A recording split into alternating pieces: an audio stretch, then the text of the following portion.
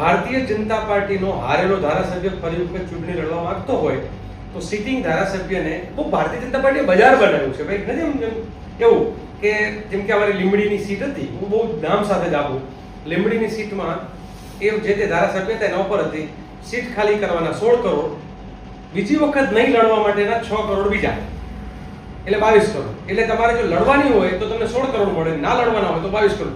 એટલે ભારતીય જનતા પાર્ટીએ જિલ્લા પંચાયતની ટિકિટ હોય કે પછી એને બિનહરીફ કરવાની વાત હોય કે પછી ચૂંટાયેલા ધારાસભ્યોને ઉપાડી જવાની વાત હોય, તાલુકા પંચાયતમાં 50-60 લાખ સુધીની ઓફરો કરે છે. તમારે વોટ નહીં આપવાનો, જીતી જાઓ વોટ નહીં આપવાનો ત્યાં સુધીની આરામથી. એટલે આમના માટે આ એક માર્કેટ છે.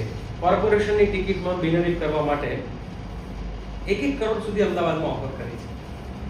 હવે આ તો એટલે સવાલ એ છે કે પહેલાના લોકશાહીના પહેલામાં તમે વિચાર તો કરો કે નહેરુજી ને સરદાર પટેલ એ લોકો જ્યારે દેશની પહેલી પાર્લામેન્ટ હતી અને બાબા સાહેબ જ્યારે આ ચૂંટણી હારી ગયા હતા ત્યારે બધાએ મળી નક્કી કર્યું કે બાબા સાહેબ જેવો વિદ્વાન એ ભલે બીજી પક્ષમાંથી હોય તો ભલે હારી ગયો હોય તો એના માટે સીટ ખાલી કરીને પણ એને લોકસભામાં લઈ આવવા પડે. તો આ લોકશાહી હતી કે ભાઈ આપણી સામે વિરોધ કરનાર વ્યક્તિ પણ મજબૂત હોવો જોઈએ ને એ મજબૂત ના હોય તો ના ચાલે. બરાબર છે. વાજપેયીને સાથે લઈ ગયા હતા પ્રદેશ રાજીવ ગાંધી કે ભાઈ ના મારા દેશનો અવાજ છે. અત્યારની આખી સ્થિતિ એવી છે કે આપણે એવું કંઈ જોતું જ નથી અને કોઈ અવાજ જ નથી જોતો. એમને બજાર જોઈએ છે અને બજારમાં અદાણી અંબાણી જેવા માલેતુજારો ખરીદવા તૈયાર છે. એટલે હવે પછીની લોકસભા, વિધાનસભા કે જિલ્લા પંચાયતો છે એ લોકોના મતેથી ચૂંટાયેલી દેખાશે ખરી, પણ હકીકતમાં એ લોકોની નહીં હોય. એ અદાણી ને અંબાણીની લોકસભા અને વિધાનસભા છે. અદાણી અંબાણી જેવા અનેક લોકો. અને એટલે જ આપણે દેશમાં માત્ર 2-3% લોકો છે જેની પાસે કેટલા ટકા સંપત્તિ છે બધાને ખબર છે.